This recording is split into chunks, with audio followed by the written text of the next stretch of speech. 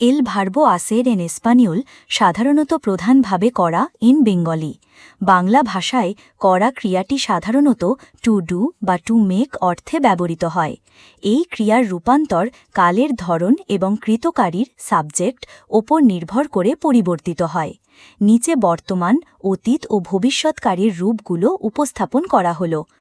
বর্তমানকাল প্রেজেন্টে আমি করি জো আগো, আমি রোজ কাজ করি, জো আগো এল ট্রাবাখো তোদোস লোস দিয়াস। তুমি করো, তু আসেস, তুমি কি করো, তু কে আসেস।